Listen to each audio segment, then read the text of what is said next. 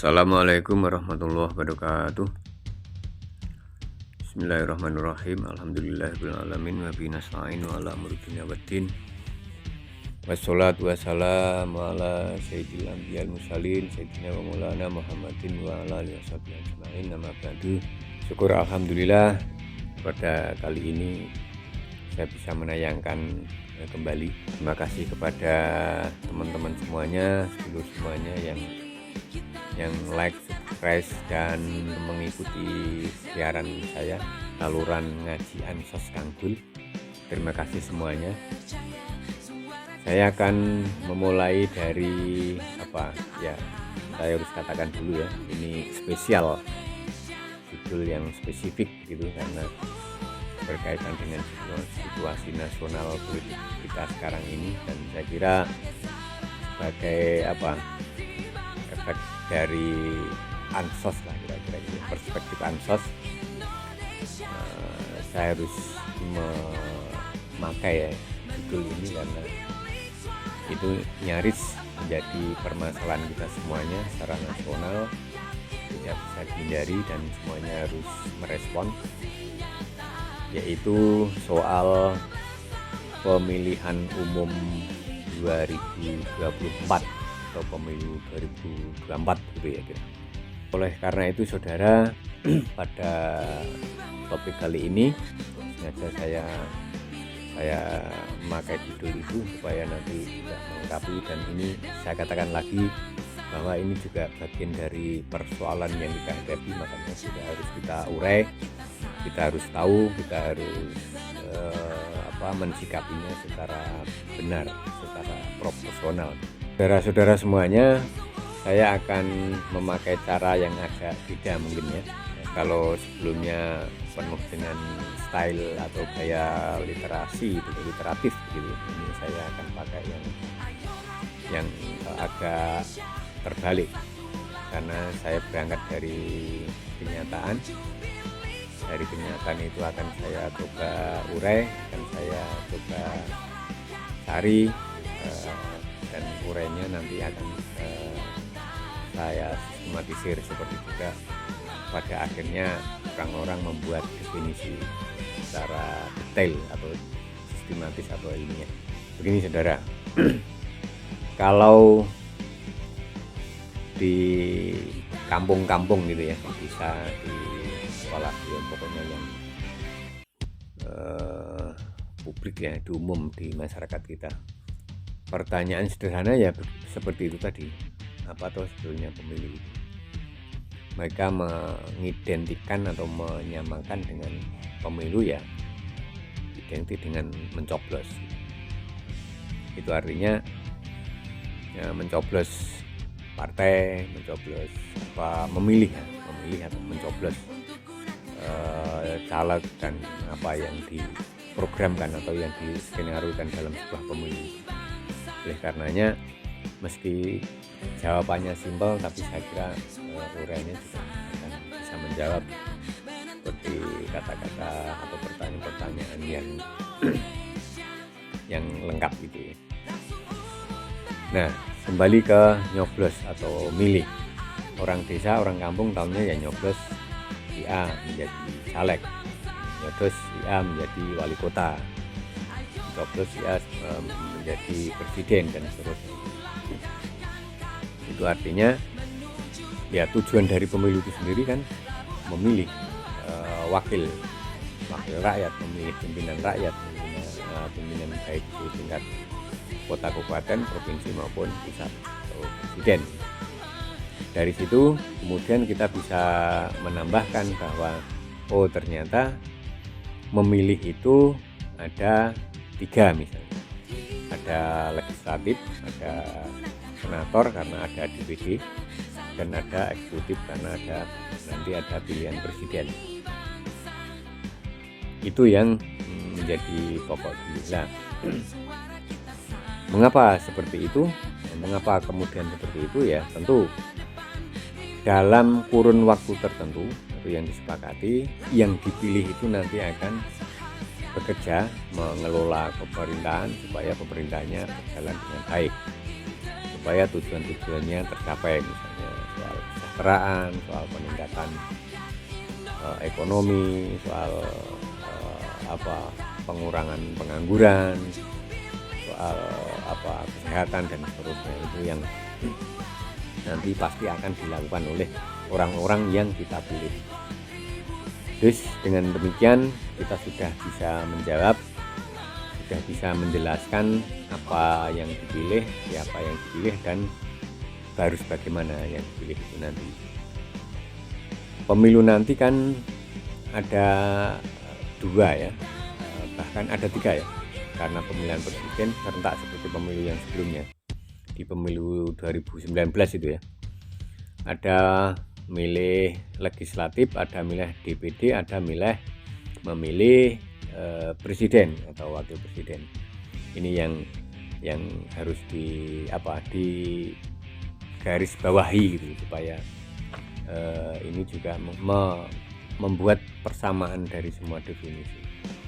Dari situ, oleh karenanya secara kurun waktu tertentu, periodisasi 5 tahun ke depan, 2024 ke depan, 5 tahun ke depan, berarti 2029 ya, itu akan kita tentukan siapa saja orang yang akan mengelola pemerintahan dari elemen legislatif misalnya.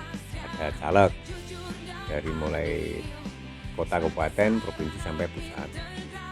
Ada juga senator ya, sebutlah senator begitu, karena ada dewan perwakilan daerah yang disebut DPD itu, yang kemudian baru memilih presiden. Nah,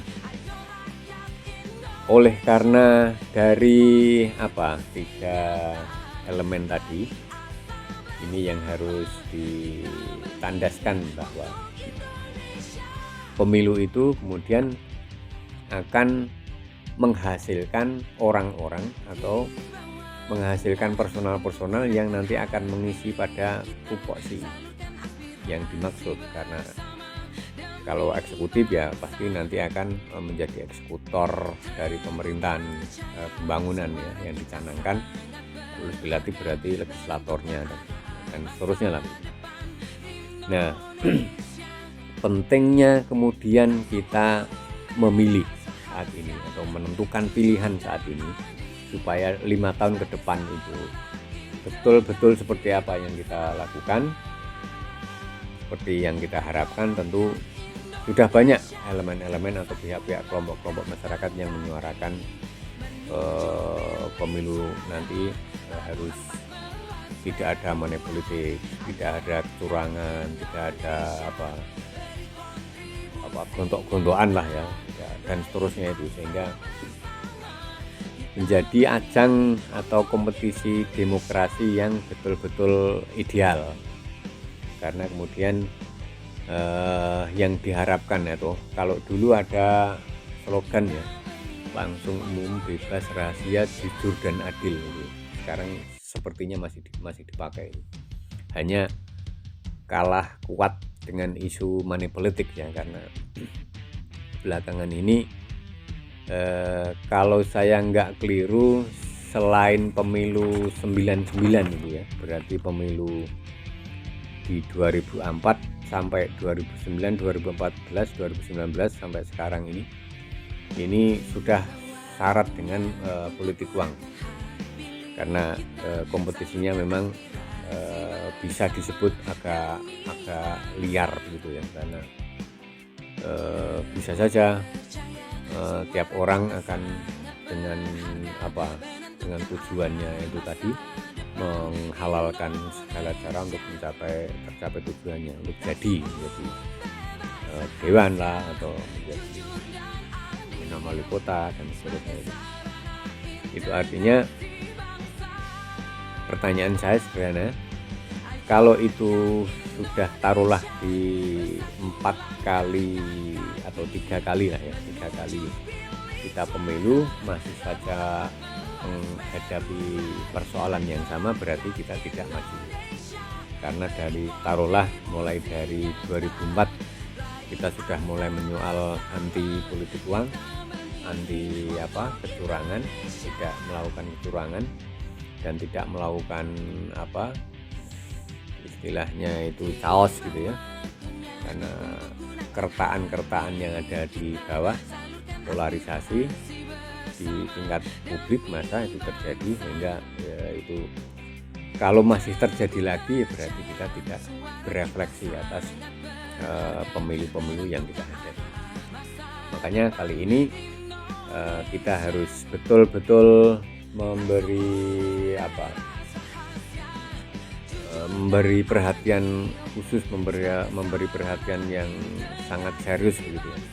Bagaimana pemilu itu akan terjadi secara baik, tidak ada kecurangan, tidak ada perpecahan, friksi.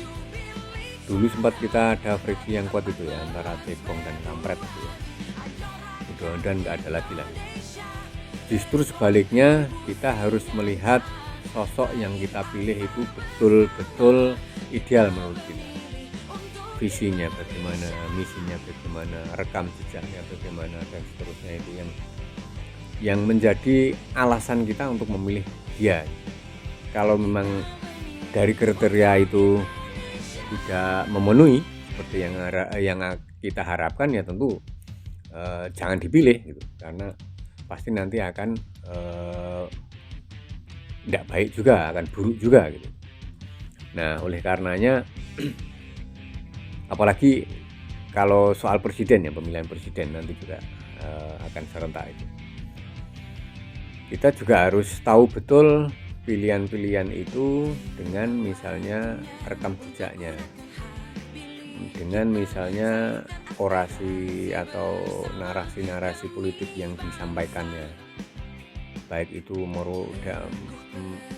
menjadi yang mulai dari kecil, program jangka pendek, program jangka panjang, bahkan lebih panjang, lebih jauh dari itu lagi, itu harus kita ketahui.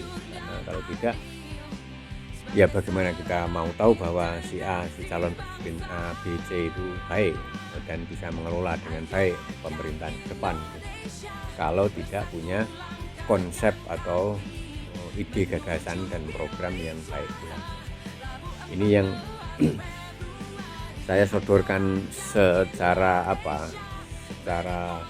sembrono tapi juga serius, bahwa hindari money politik, hindari kecurangan, hindari friksi-friksi yang memecah belah masyarakat, dan sebaliknya pelajari visi misinya, programnya, ide-ide gagasannya, supaya kita tahu bahwa ke depan kita akan memperbaiki diri dengan gagasan-gagasan atau program-program yang masing-masing dicanangkan itu kira-kira saudara. Oleh karenanya ya saya ikut urun rembuk lah ya, kira-kira mari pemilu di tahun ini, di tahun depan 2024 menjadi pemilu yang paling tidak lebih maju lah, paling tidak lebih maju dari pemilu-pemilu sebelumnya. Syukur-syukur memang secara drastis begitu ya, ada kemajuan yang memang menyentak, sehingga ini betul-betul menjadi harapan untuk perbaikan ke depan. Kalau tidak, berarti sekali lagi ya kita harus belajar lagi dari pemilu ke pemilu. Tidak ada perkembangan, tidak ada kemajuan, yang berarti itu kita bisa disebut orang sebagai orang yang bisanya seperti bodoh lah kira-kira itu, orang yang geblek gitu, karena dari pemilu ke pemilu tidak ada perubahan. Itu kira-kira saudara. Jadi yang ditangkap oleh warga umum atau masyarakat umum, nyoblos itu memilih itu nanti akan berpengaruh pada kurun tertentu, melakukan pekerjaan, melakukan pengelolaan, melakukan tupoksinya, sehingga yang memilih itu merasa benar-benar tidak salah dalam memilih, dalam sebuah kurun waktu pemilu 5 tahunan itu kira-kira. Semoga ini ada manfaatnya. Sekelumit saran saya ikut berkontribusi meramaikan di pemilu ini sehingga menjadi benar-benar, sekali lagi, menjadi benar-benar pemilu yang kita respon secara cerdas. Kurang lebihnya saya mohon maaf yang besar-besarnya. Akhirul kalam, billahi taufiq wal hidayah, waridha wal inayah. Assalamualaikum warahmatullahi wabarakatuh.